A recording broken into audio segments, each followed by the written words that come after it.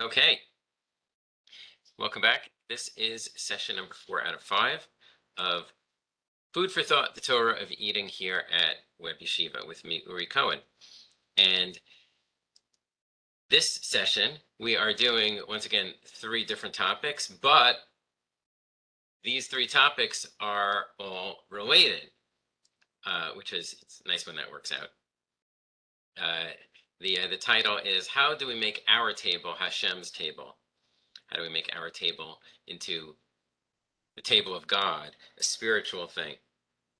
And this is going to be one way of answering. Going back to, remember what we've been doing all along. We've been going through some of Rabbi Soloveitchik's answers to the question that he posed in his essay called "An Exalted Evening, the Seder Night" in the book Festival of Freedom, of how can human eating be elevated over the eating that's done by animals. So his answer number 3 is that an animal eats alone. An animal, its eating is just for itself. Rabbi Soloveitchik is going to suggest, and we'll see how he's going to tie that into this topic. The third distinction between eating at a human level and that of the animal: man must not eat alone. The question is, what does that mean in practice? So let's see the way that there are 2 main sources in Chazal that quote the same pasuk, the same idea, the same drasha, the same midrashic interpretation of the pasuk that about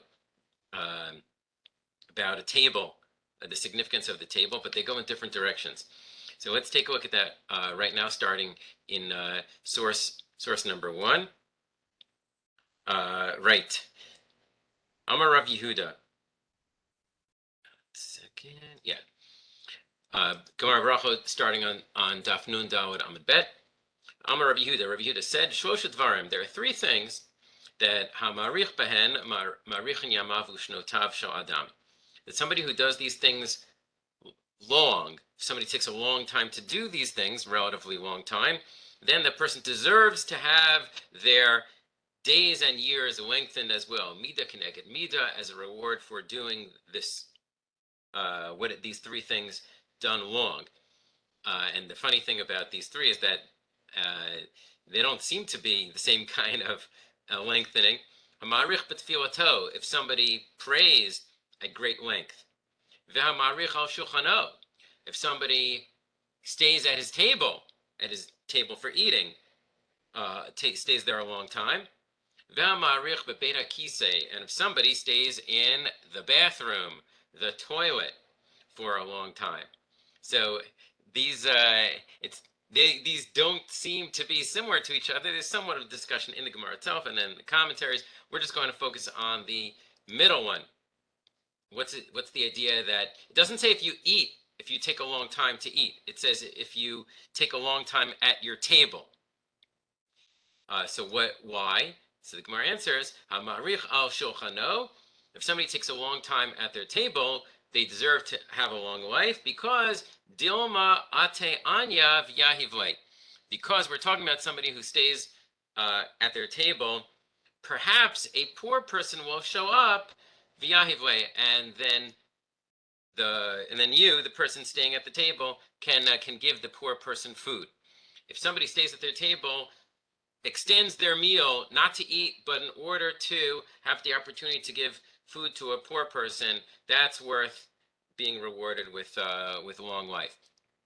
In which case, but at least if you take this in the most limited sense, well, then that's not so relevant, because most of us don't have that kind of table. We don't have that kind of access to poor people. Poor people are not showing up asking for a meal. But we'll see that it's possible to extend this. And what's the source? What's the source that of the significance of how the table, doing something good for other people with your table, will grant you reward?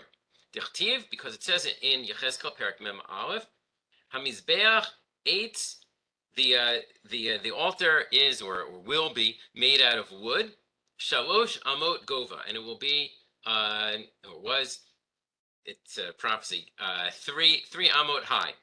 Okay, a wooden altar does not necessarily correspond to the Mishkan or the Beit HaMikdash as we know it. A wooden altar, 3 amot high.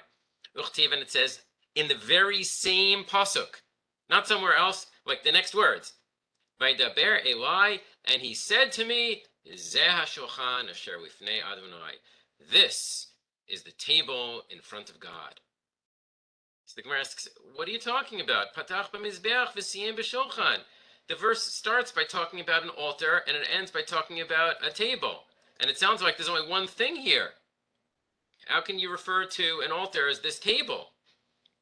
So the Gemara answers, Rabbi Yochanan and Rabbi Elazar, the Amri Tarvaihu, both Rabbi Yochanan and Rabbi Elazar said, Kol Zman, as long as Shebeit HaMikdash Kayam, as long as the temple existed, Mizbeach Mechaper Al Yisrael. It was the altar in the temple that atoned for the Jews collectively. V'achshav, but now that we no longer have a temple, Shulchano Shel Adam Mechaper Alav. It is a person's own table, the table for eating on, that brings the person, or can bring the person, atonement. Okay, and then that's the end of the Gemara. So on the one hand, we're not getting, it sounds like not outside of Yom Kippur, we don't have collective atonement, but there can still be personal atonement.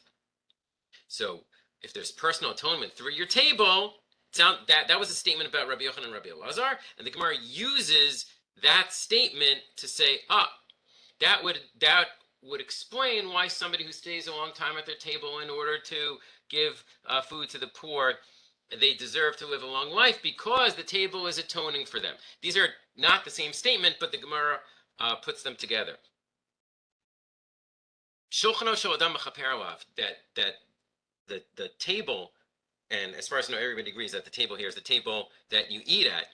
The table can atone for you. Through what?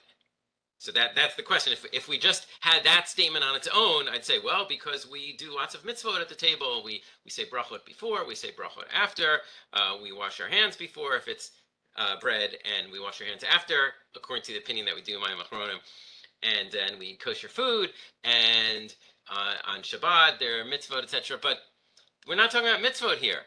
We're talking about something that's above and beyond. So what's above and beyond that somebody does at their table that should bring them atonement? So the only answer that we've seen so far, but we're going to see another one, is if your table is not just an opportunity to eat, but also an opportunity to give to the poor. And from here, I want to compare what the Rambam says about eating on Yom Tov. This is a famous Rambam. You've certainly heard this before. I want to connect this and point out something about the Rambam that's not so obvious.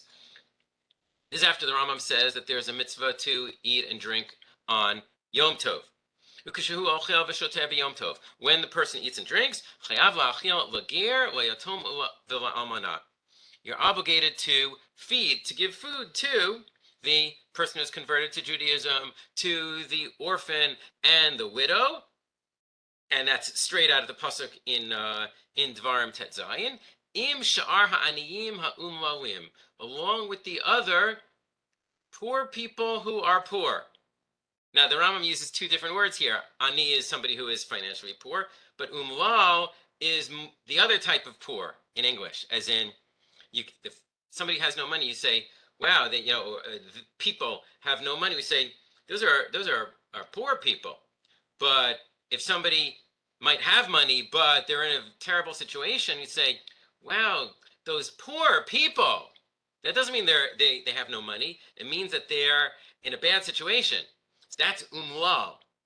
So the assumption is, or was at the time of Tanakh, that who are the people who are probably both poor and in a bad situation? Somebody who has no family because they converted from a different religion.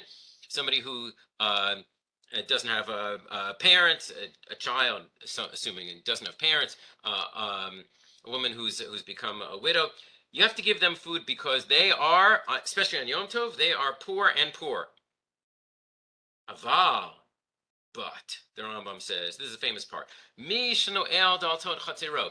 If somebody locks the doors of his courtyard so nobody can get in, ve'ochel v'shoteh, and on Yom Tov, the person eats and drinks, hu banav v'yishto, with their family, with the children and the spouse, ve'no machil umashke, and chooses not to give any food or drink, la'aniyim ulamare nefesh. You see how the Rambam equates this with the phrase from before, the people who are poor and bitter of spirit, people who are poor people, like they have real problems. If you choose not to do that, but only eat by yourself, not literally by yourself, but with your family, ein zo simchat mitzvah.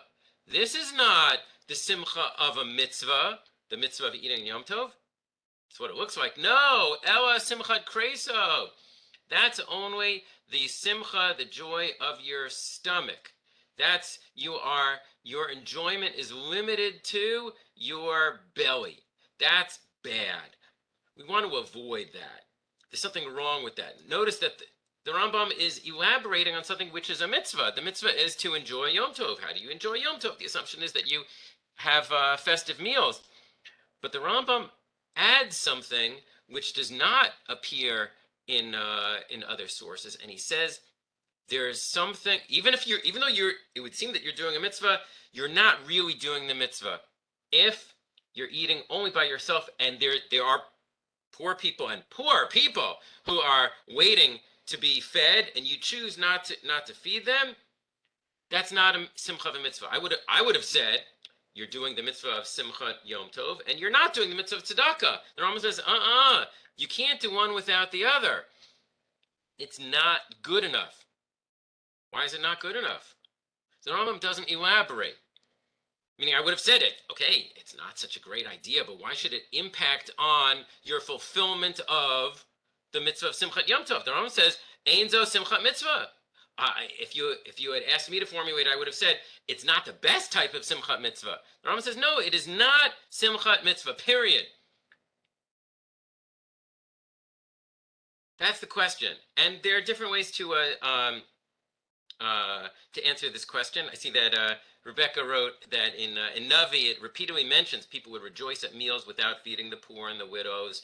Wouldn't that be where the Rambam gets his idea? Yeah, it would be where the Rambam gets his idea. The question is, why does the Rambam kind of insert it into the halacha?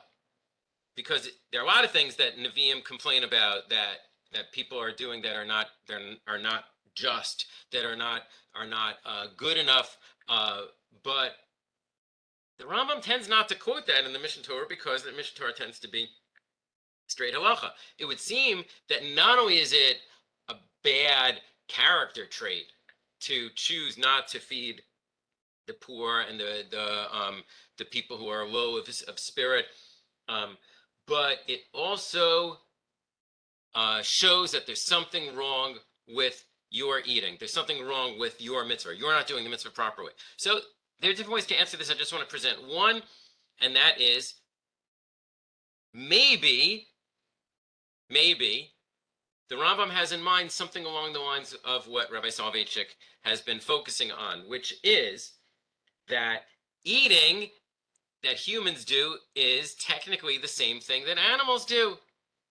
So if you are eating on Yom Tov, and you're eating not because you feel like eating, but because it's part of enjoying the Yom Tov. It is an avodat Hashem. You're serving God through being happy on this day because God said it's a day to be happy. Okay, well then, how is your eating different from that of an animal? So the Rambam only gives one example of this, but if somebody has the opportunity to help other people and they choose not to, well then, what's their eating? Their eating is simply physical. That's simchat kreso.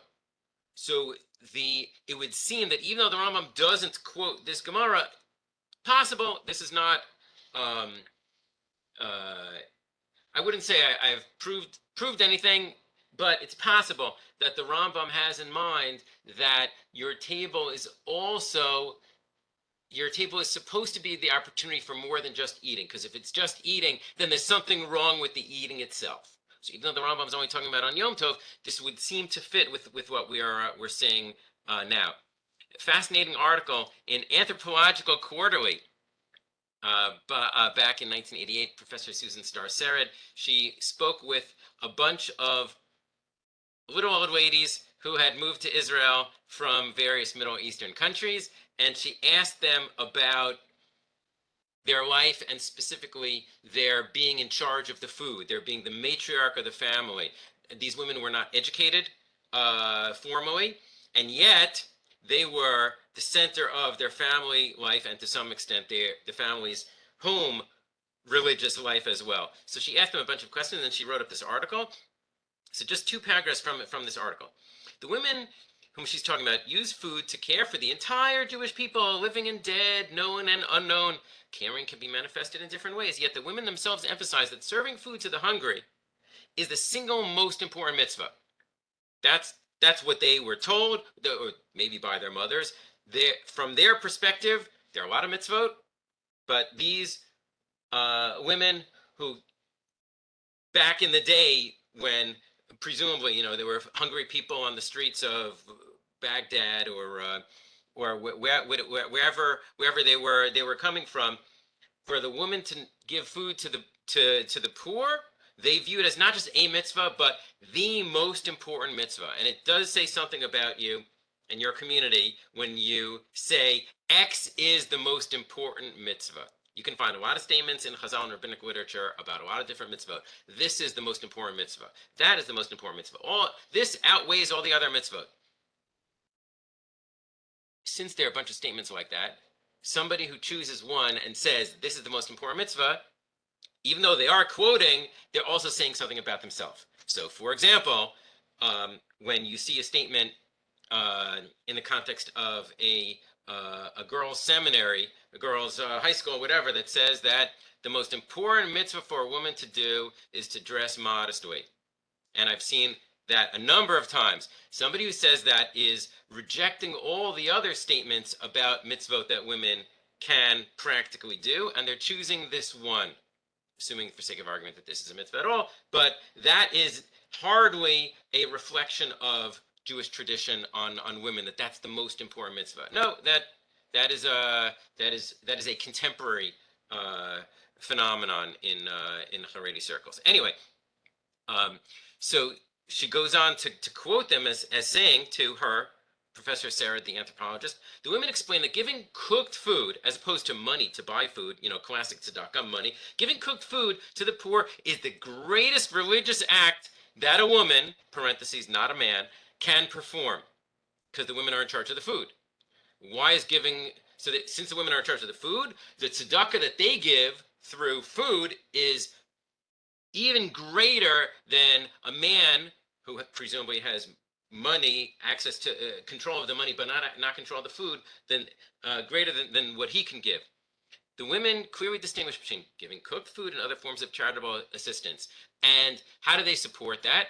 Well, one of the things was they told her a story, which happens to be directly in the Gemara, which is kind of funny because none of these old ladies had ever learned Gemara. Probably a lot of them didn't know how to read, but it's not the point.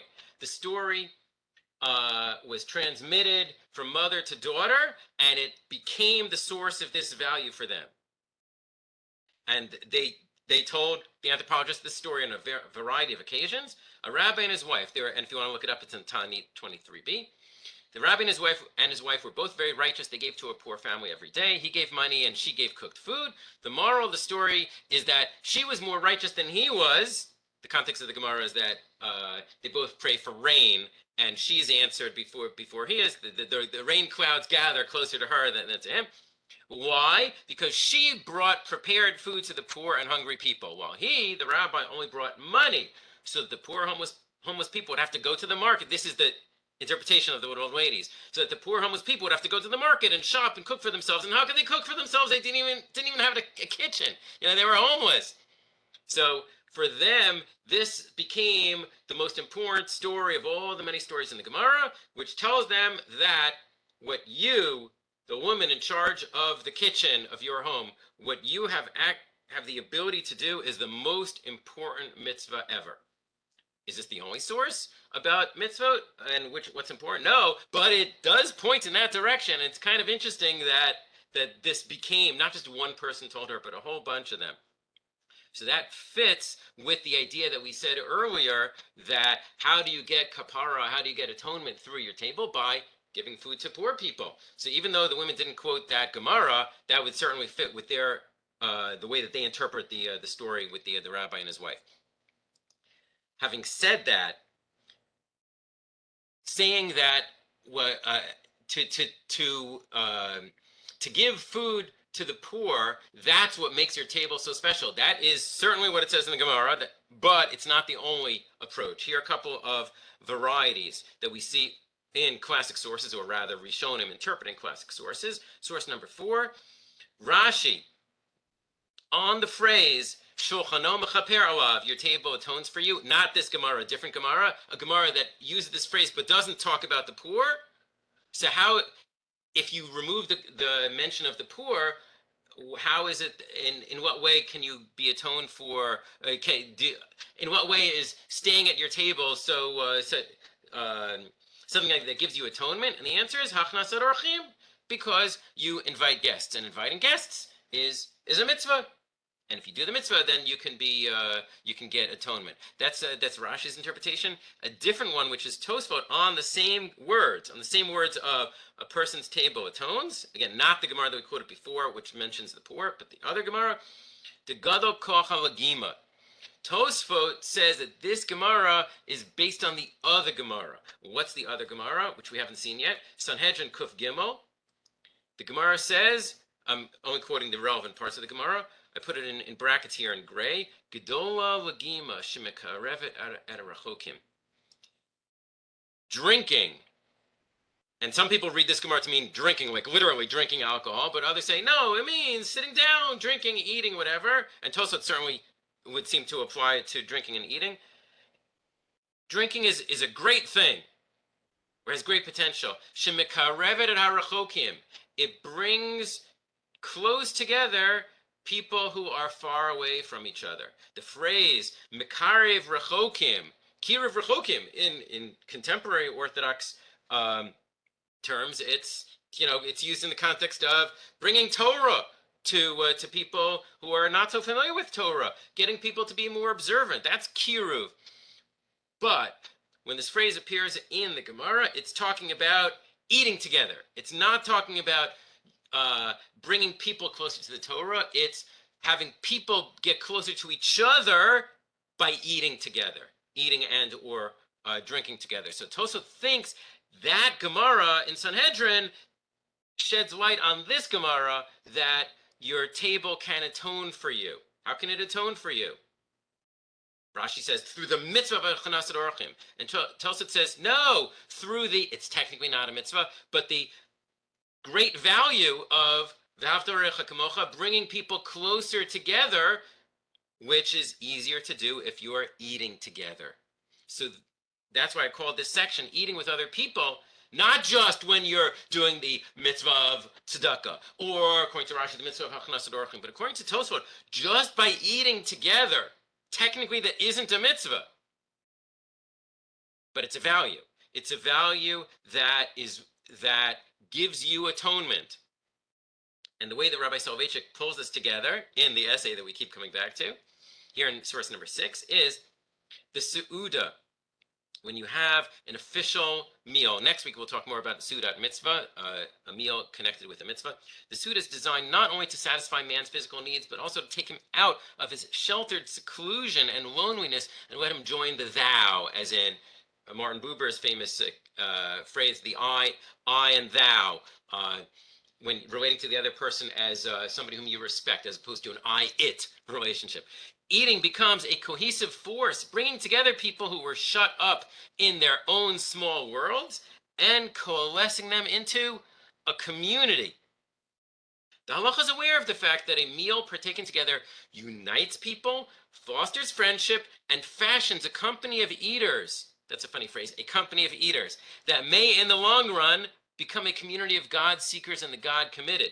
See the way that Rabbi Soloveitchik made this into a spiritual thing, or rather, based on what we just saw in Tosfot, What's so great? And you could say it's not Tosfot. Tosfot ties it into kapara, but it's a Gemara in Sanhedrin. Drinking and or eating, it's great because it brings people together. So Rabbi Soloveitchik says it's great because it unites people. It creates and has the possibility of creating a community of people who are committed to God, people with similar values.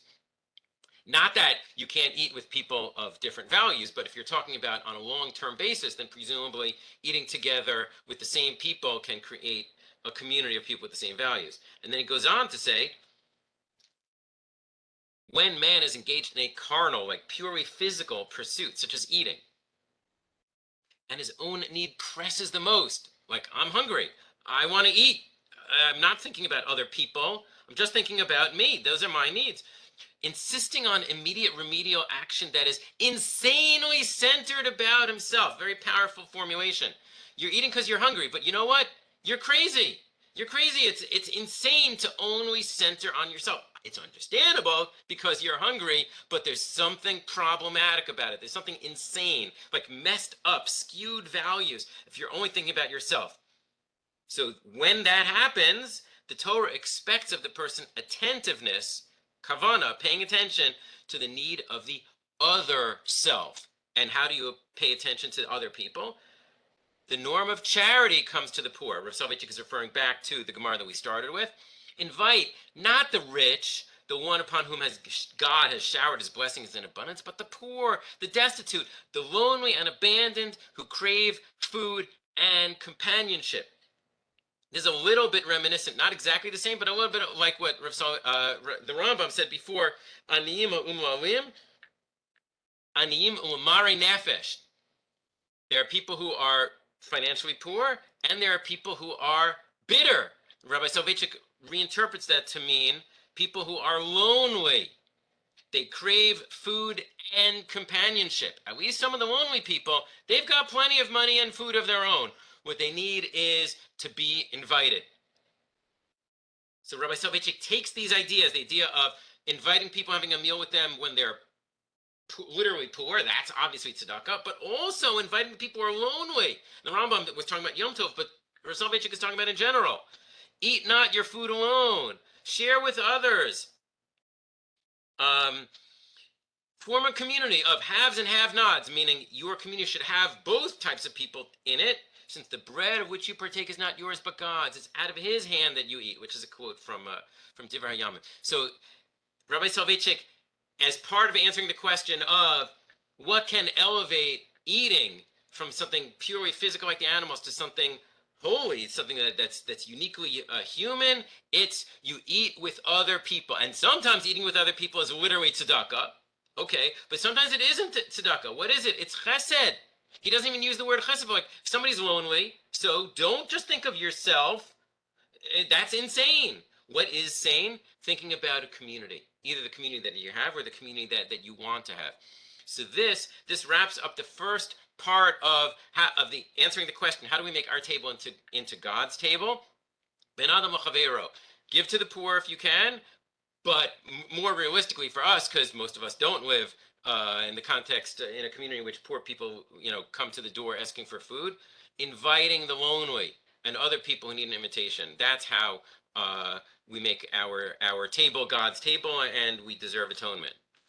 Okay, second answer to this question, also from Chazal. This is what I would call Ben Adam LaAtzmo, between you and yourself. It's not directly about other people, although, as we'll see shortly, Rabbi Soloveitchik is going to tie it into other people as well. Mishnah Perkei Avot.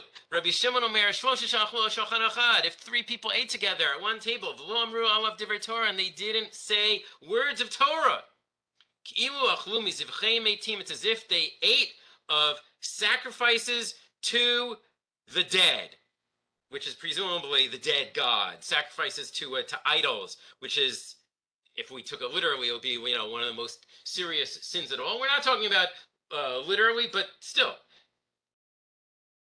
And what's the source? Shnei Amar, as it says in Yeshayahu, Kikol Shulchan Maluki, this part of an extended critique made by the prophet. All of their tables are maluki. They're filled with vomit.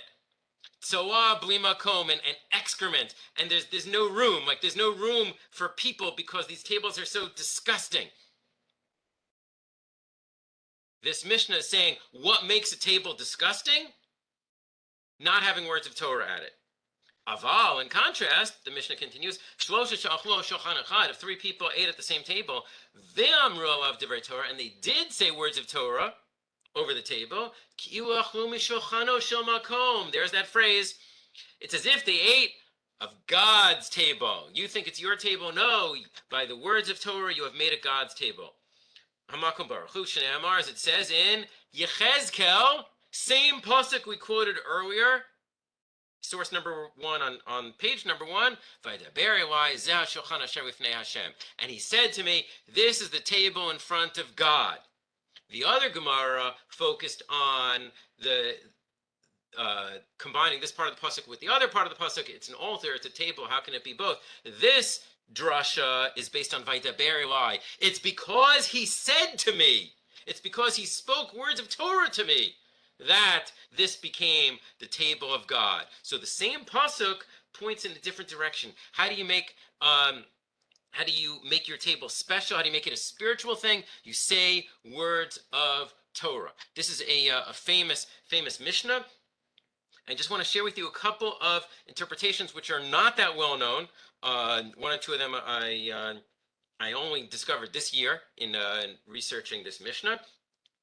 And the first one is source number 2 is from Rav Moshe Tukachinsky. He was the Mashgiach Ruchani at the WebYeshiva of Bnei Brak. He taught there for 40 years until he died in 1988. And this is a collection of his ideas, of his Torah. He quoted this Mishnah, and then he quoted Rabbeinu Yonah, one of the Rishonim, who especially has a lot of Musar, pietistic ideas. Rabbeinu Yonah paraphrases the Mishnah where it says, Ki lachlu mizivchei meitim. And he says, Ki lachlu mitikrovet avodah zarah, as if they ate from their sacrificing to idols.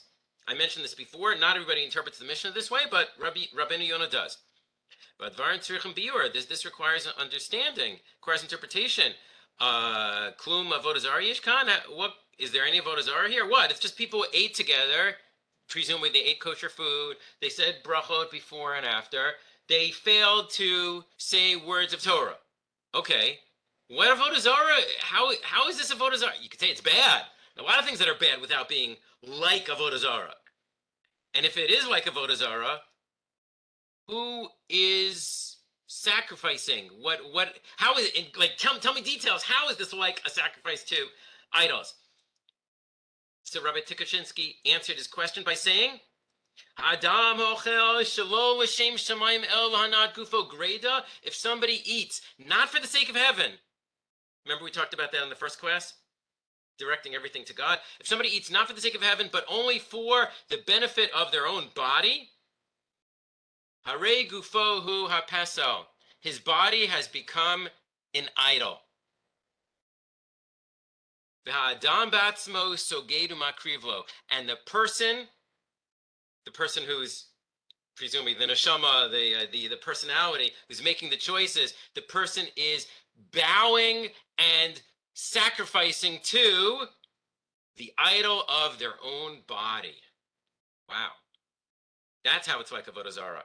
In other words, there's nothing wrong with the body as long as it's sanctified, as long as the bodily needs are met in ways that are holy. But if they're met in ways that are not holy, and according to this Mishnah, by having the opportunity to share Torah in a group of 3 and choosing not to do so, that's bad. How bad is it? It's like your body has become an avodah zarah because you have removed the spirituality from the body. It's just an opportunity of eating. So Rabbi Soloveitchik said that's like being an animal. And this is saying that's like worshiping your body. You know, the phrase, my body is a temple, right? That's a problem. That would be avodah zarah. As we said in the first session, the Rambam speaks about the importance of keeping your body healthy in order to serve God. But if it's not in order to serve God, but just for its own sake, yeah, that's not literally avodah zarah. That is like avodah zarah. We want to avoid that. That's Rabbi Tukachinsky. a different approach, which is in the Tiferet Yisrael commentary on the Mishnah. If you ever see like very tall volumes of Mishnah commentary, people sometimes call it Yachinu Boaz. It has Tosfot Yom Tov on one side, Bartanur on the other, and the bottom of the page is the Tiferet Yisrael commentary, which is also known as Yachinu Boaz. Rabbi Yisrael Lifshitz, in his commentary on this Mishnah, he says that a person has the capability of eating in order to live and not living in order to eat. That's your choice. You're going to need to eat, and in any case, the question is which is for which. And by eating to live, you are testifying about yourself that you are not an animal. So Rabbi Lifshitz is thinking along the same lines as Rabbi Soloveitchik, because what's an animal? For an animal, eating is just a physical thing, and that's okay for an animal, but you're not an animal. If you eat so that you can live, so that you can serve God, that's a very powerful statement that separates you from an animal. And how do you do that? You do that by sharing words of Torah. However, he then says, he asks, what's the significance of three? Why does it have to be three people? Meaning, Torah is good, so you should always learn Torah when you're eating. Say words of Torah, think words of Torah, whatever. Why specifically three people? Presumably, so he answers his own question, and he says, if you have one person who eats alone, or two people eat together, and there's no Devar Torah, there's no words of Torah being shared, we can judge people favorably and say, Shema Einu Hem Panai. Maybe it's because they have no time. They're not eating in a group. They just happen to sit down at the same table. Okay, so I'm in a hurry. Goodbye. I'll make sure to say my bracha before I run out. But if you have three people eat together, Mistama, presumably Yesh Hem Panai. They have time. If they didn't have time to speak to each other, have a conversation, in which case there's Torah, it should be Torah. If they didn't have time, why are they sitting down to eat together? The very fact that three people sit down to eat together implies that they have some time. They're not just eating in a hurry. Someone who's eating in a hurry is going to eat by themselves. So if why specifically three? Because there's a halacha. You're talking about eating bread anyway. Three. The technical obligation is for men. It's an option for women. But the three people are eating at the same table. Well, then, if one of them finishes before the other, they're not allowed to leave. They have to wait for the zimun. One person says Rabotai Nevarech, and then they say Birkat Hamazon together. So that's totally standard among people keeping halacha who are eating. Point is, if somebody knows that they would have to wait for a zimun, and they're in a hurry, then they're not going to eat with two other people because they don't want to be obligated in a zimun, and that's okay. But if once they sat down to eat with two other people, then there's no excuse. You can't be in such a hurry, or else you wouldn't have eaten with two other people. Anyway, I don't know if that's compelling, but it's an interesting possibility. We said before with Rabbi Tikachinsky to try to understand how choosing not to share words of Torah is like Avodah Zarah. Two other commentaries who are roughly from the same time period, and they're both rabbis who were Megureshei Sfarad. They were expelled with the other Jews from Spain. Rabbi Yosef Yavitz, known as the Chassid Yavitz, the pious Yavitz, and Rav Meir ibn Gabbai. They give an interesting suggestion to explain what this learning corresponds to. Meaning, if you want to say that the table is like an altar, which we didn't say in Pirkei Avot, but we did say in the Gemara that we started with, Shulchan Domeh LeMizbe'ach. Your table is like an altar. Okay, if your table is like an altar, then how do the details correspond? So Rav Yavid says we don't have sacrifices, but feeding the poor, and according to Rashi, having guests, and according to Tosfot, even just like eating with other people, that counts as a korban. It has a special spiritual status as if it were a korban. We don't have korbanot, but this is like b'makom hashir, and taking the place of the singing in the Beit HaMikdash by the Leviim, medaber b'divrei Torah. Your words of Torah count as if you were the Leviim singing in the Beit HaMikdash. So it's interesting how he takes the idea, he weaves together the different aspects of the Beit HaMikdash to correspond to different aspects of what we have now. So in other words, just to pull together what we've said so far, the value of eating with other people just to be with them and to get closer to them, that's a value, and especially if they're poor. And the value of sharing words of Torah, what does that correspond to? Oh, that's like the singing of the Levium in the temple. A variation of this is in Rav Meir ibn Gabbai, Tolat Yaakov, and he says there's Torah, Avodah, and Gemilut Chasadim, right? From one of the first Mishnah in Pirkei Avot, Torah learning and serving God, presumably with prayer, and Chesed, helping other people. These are the three pillars that the world stands on. So he says that if you have, one second, right? He says first of all, feeding the poor is like bringing a korban. That's the same thing that we just saw.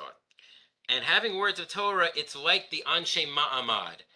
That would be the people who representing the Jews who were standing there in the Beit HaMikdash, so that all the sacrifices would be in the name of the Jewish people.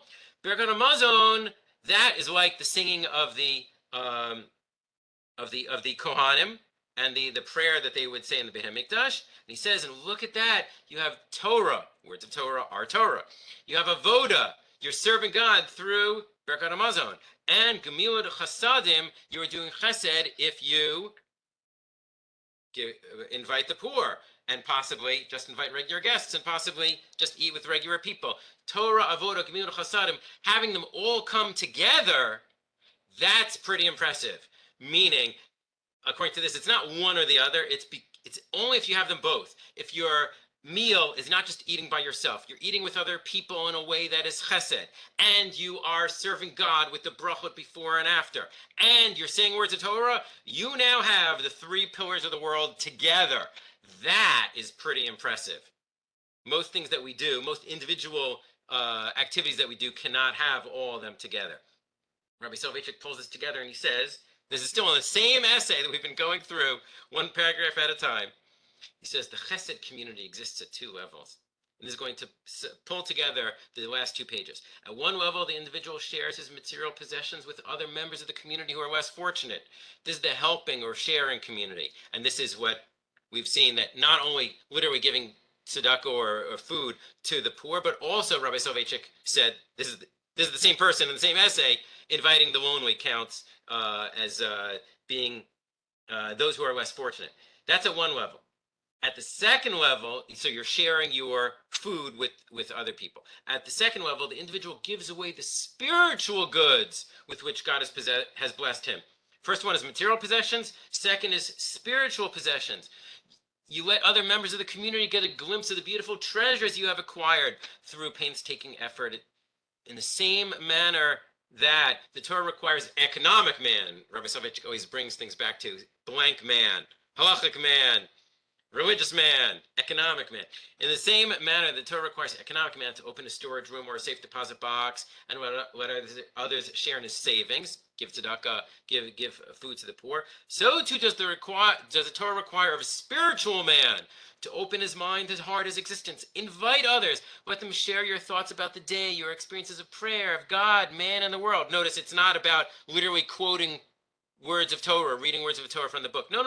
It is, for this purpose, Divrei Torah includes reflecting on life, God, relating to God. This is the Torah Chesed community, the teaching community. So for Rabbi Soloveitchik, making your table God's table works at 2 levels. One of them is sharing the material, that's the food, with other people. And the other is sharing the spiritual. That's the Torah, or by extension, your thoughts about God, man, and the world, which is not necessarily what we usually understand as Torah. Fasting, the Rabbi Soloveitchik ties it all together. And now let's briefly look at a few customs that are mentioned by the Achronim that not everybody does all of these, but just you should know these are out there. Each custom has one or more rabbis saying, and the reason you should do this is to remind you that your table is God's table.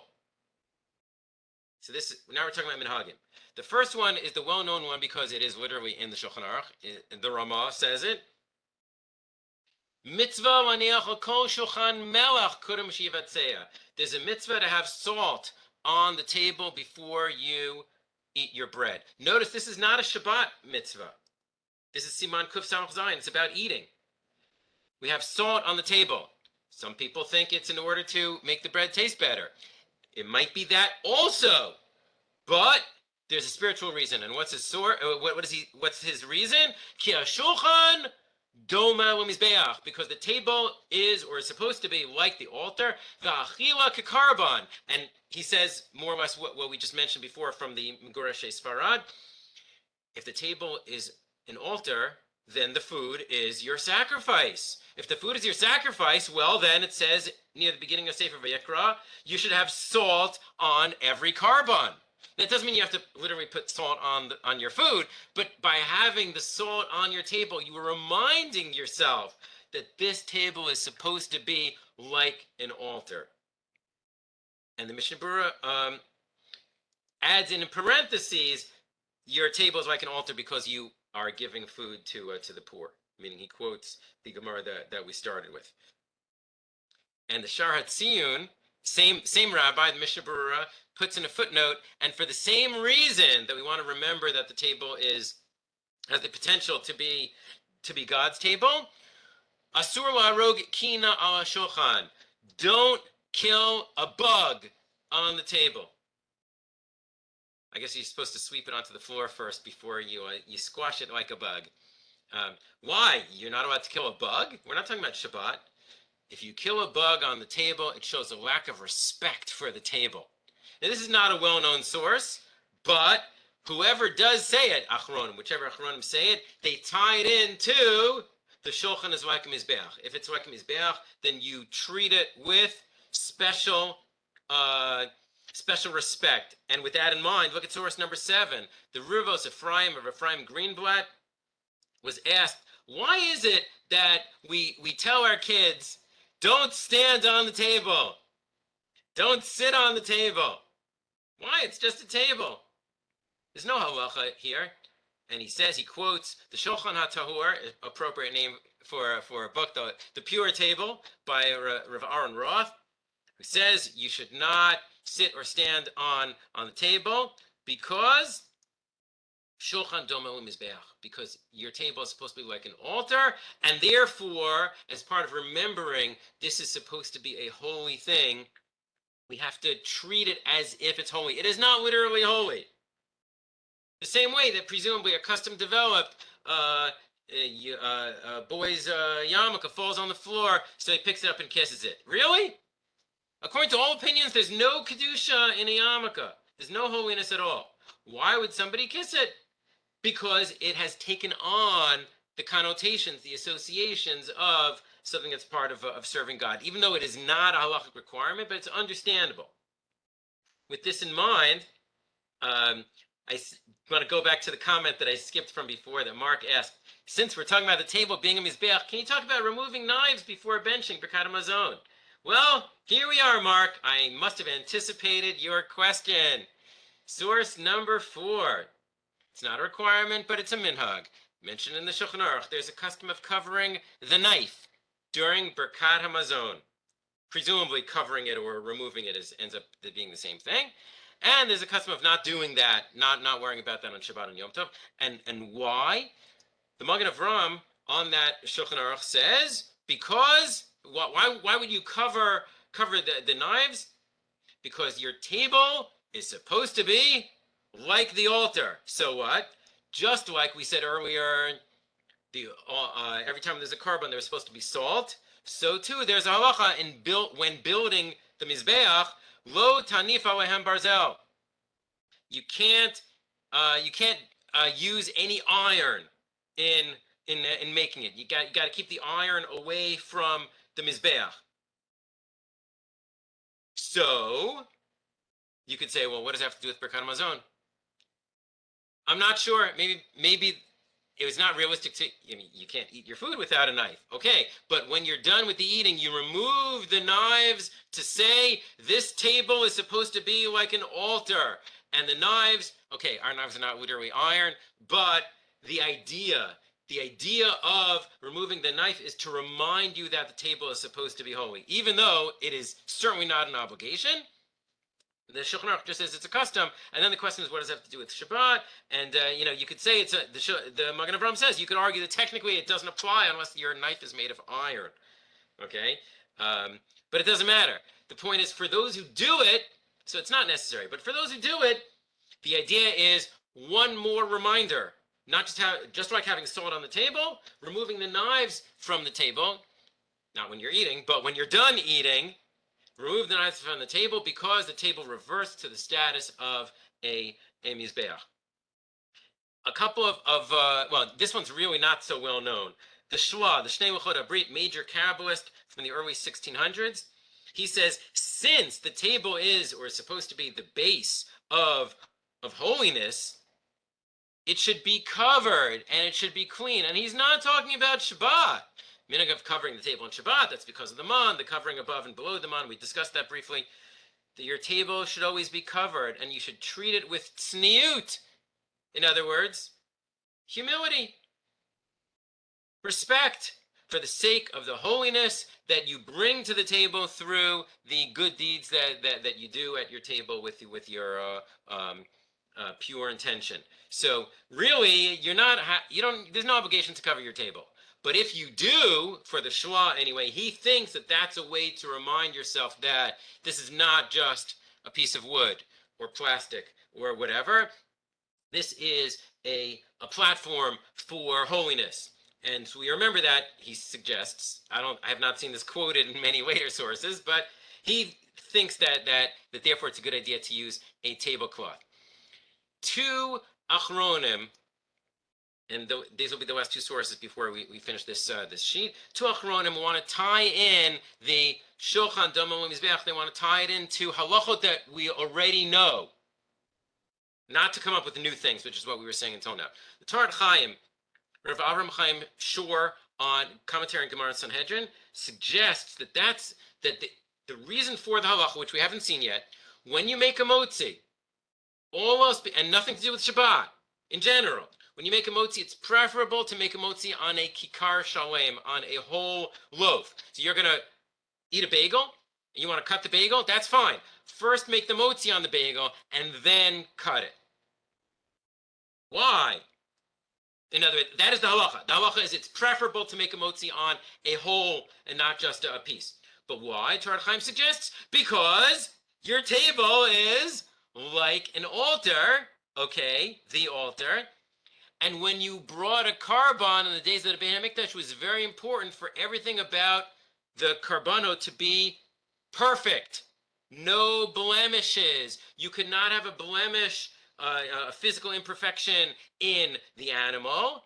And even the makriv, the kohen bringing the offering, was not allowed to have a mum. We read that in Parshat Emor. So you remind yourself, you make the association for yourself that your eating is reminding you of the altar and things associated with it. By, all else being equal, choose the whole loaf. And so too, he says, there's another halacha, which is if you're making a borei pri hagafen, you're drinking wine or grape juice for a ritual purpose, which could be after Birkat Hamazon, or it could be making kiddush or havdalah, or any other times that we say borei pri hagafen.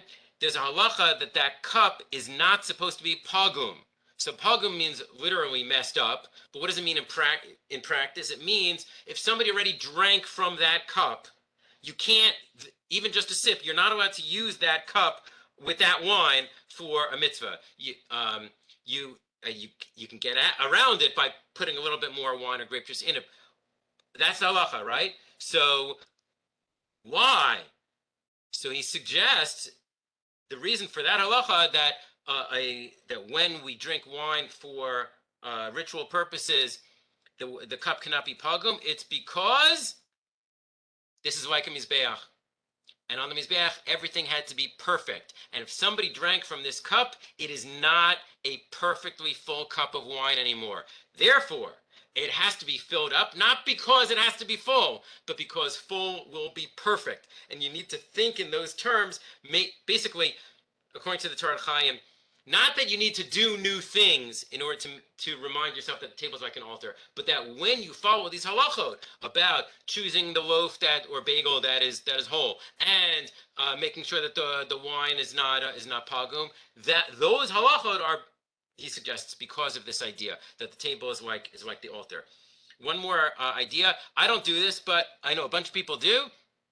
Right before or part of Netilat Yadayim, washing before eating bread, they say a pasuk, Erchatz b'nikayon kapay v'asavava et mizbechacha Hashem. I will wash my hands with cleanliness, or to make them clean, and I will go around your altar. Pasuk in Tehillim Chavav. Why? I understand. If somebody asked me why would anybody say that pasuk, I'd say it's a pasuk about washing your hands. So you say it when you wash your hands. He says no. It's washing the hands tied into the Mizbeach in the same pasuk. So the Shulchan is like the Mizbeach, and therefore, when we wash our hands before eating, it is like the Kohen washing his hands and feet before coming close and doing the avoda. So one more connection that we just saw on this page. The Mizbeach needed, Karbanot needed salt, and you weren't supposed to build the Mizbeach using iron, and a carbon had to be perfect, and the person bringing it had to be physically perfect, and now we're saying one more connection, that the Kohanim needed to wash their hands before doing the avoda.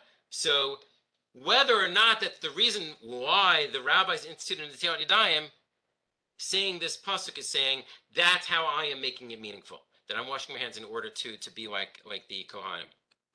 Okay, and now let's look at recipes and dessert ideas for the parsha, which is the parsha of this week in Eretz Yisrael. I uploaded the ones for Parshat Chukat again to the website if anybody wants them.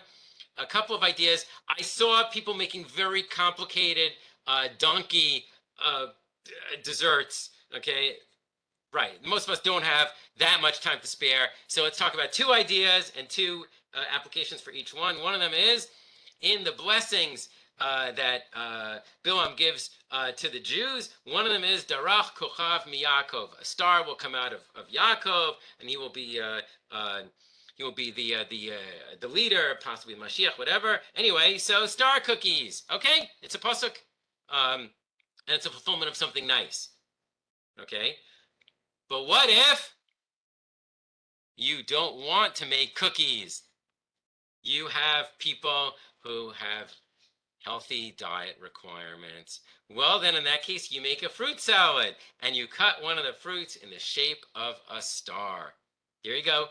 A different application of the same pasuk. Okay.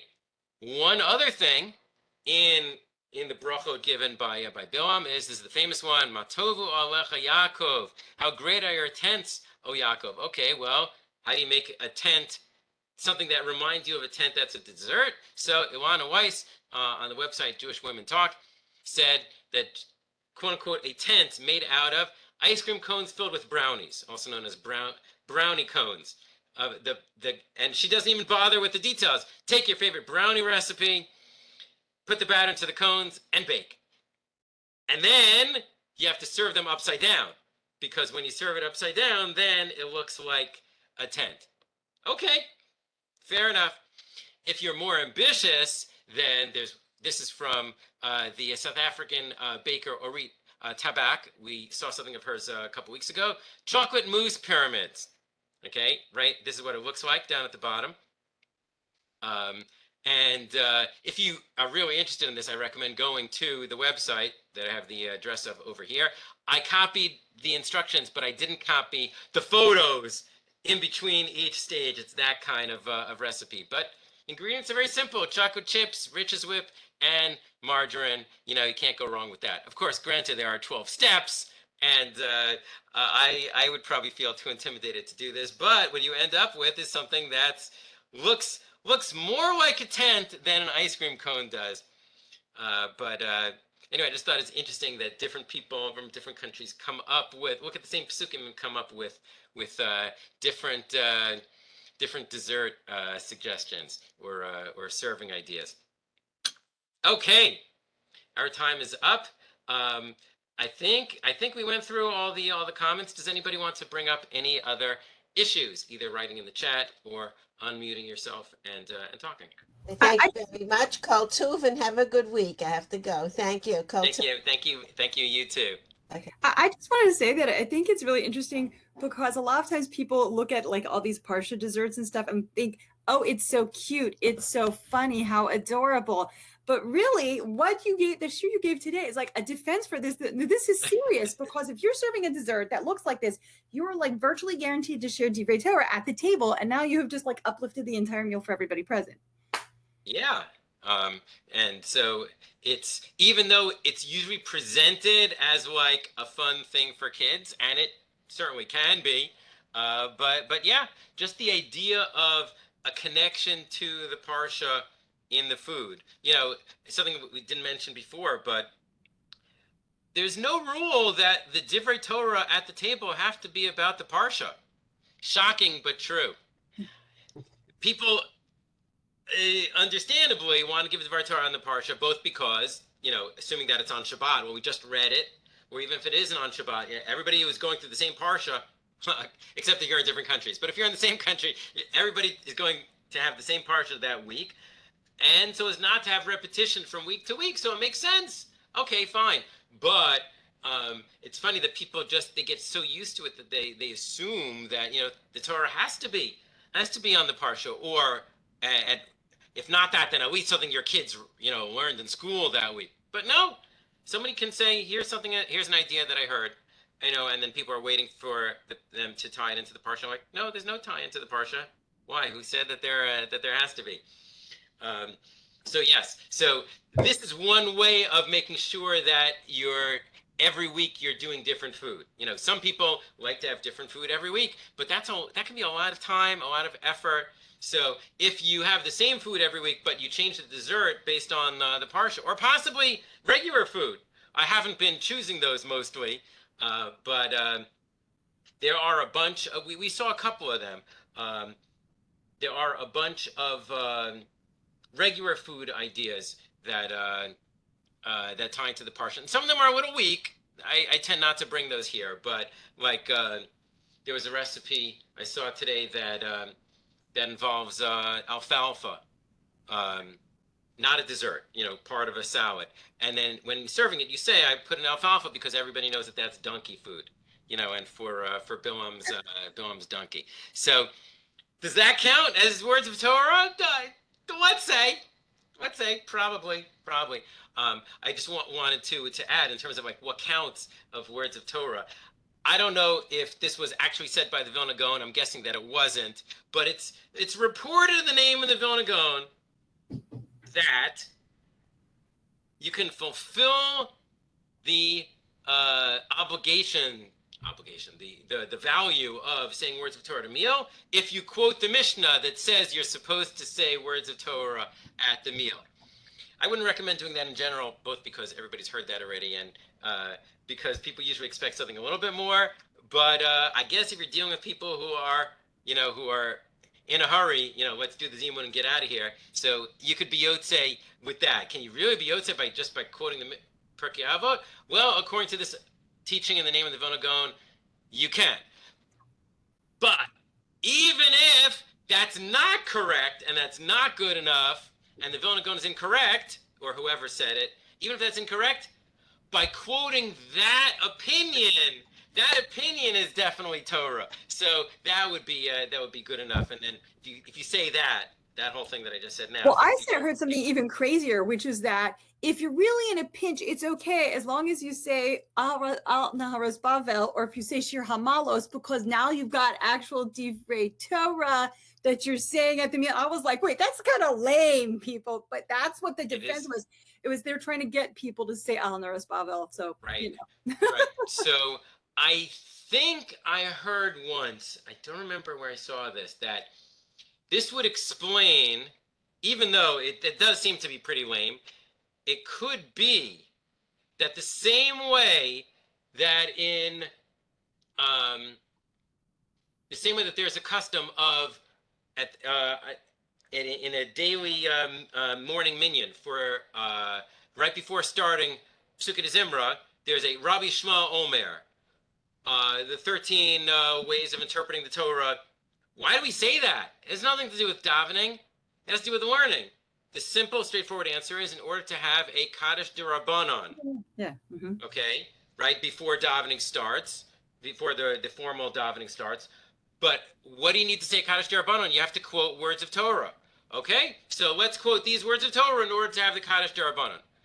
Okay, so it could be, pretty sure I saw this somewhere, it could be that the custom of saying Shir Hamalot before Birkat HaMazon on days when Tachanun isn't said, and on days when Tachanun is said, is in order to, at the very least, fulfill the technical requirement of words of Torah during the meal. Maybe. Even according to that, it's not that you should rely on that, but it could be that would be a parallel. Maybe, maybe not. Okay, bunch of things to think about. Any other comments before we wrap it up? Okay, so wish everybody a good rest of the week, a Shabbat Shalom, and hope to see you next week for number 5 and last in this series. Take care. Thank you.